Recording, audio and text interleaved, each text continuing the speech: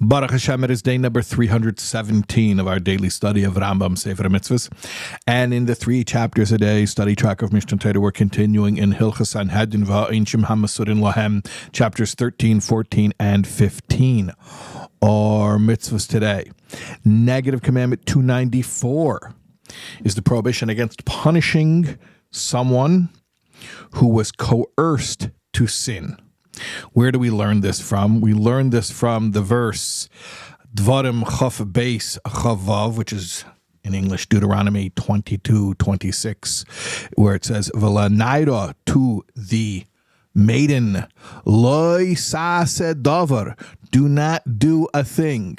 What's it talking about? It's talking about a case where a man violates a betrothed maiden, in which case it's an act of adultery, and it would normally incur the death penalty for both of them.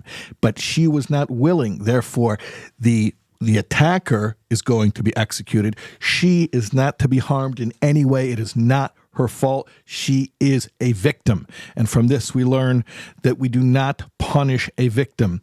If a victim was victimized by being forced to go along with an act which is sinful, they are not culpable, and they're not to be punished in any way. Negative Commandment 290 is the prohibition against rendering a verdict based on circumstantial evidence.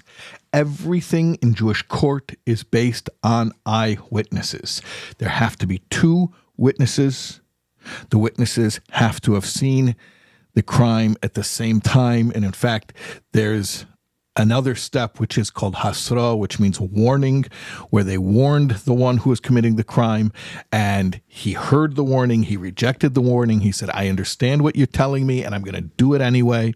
That is how convictions are arrived at in Jewish court, not circumstantial evidence. So, for instance, the archetypical case is that somebody's chasing another person wielding a weapon, a knife, and they run into a house, and then there's screaming that's heard, and then the person who's watching all this walks into the house. He sees one person standing with a bloody knife.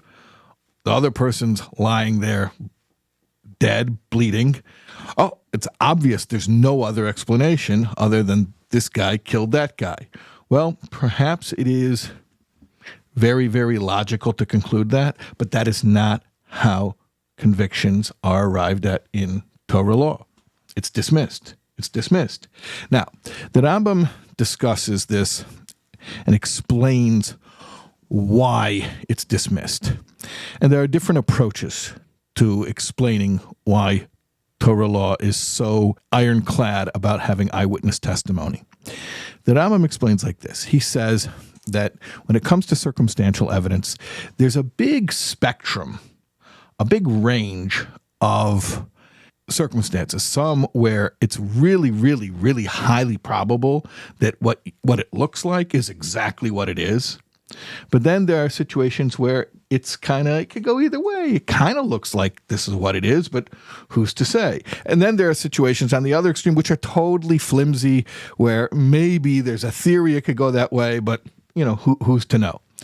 So the Rambam says in order to avoid any of that, the Torah just draws a very, very firm line and says no circumstantial evidence at all. In other words, it's a slippery slope. This is how the Rambam explains it. It's a slippery slope, so we just completely stay away from it. We don't even go there at all, even in cases where it's pretty evident that what it looks like is exactly what it is. Okay, those are our mitzvahs for today. We will see you for more tomorrow, God willing.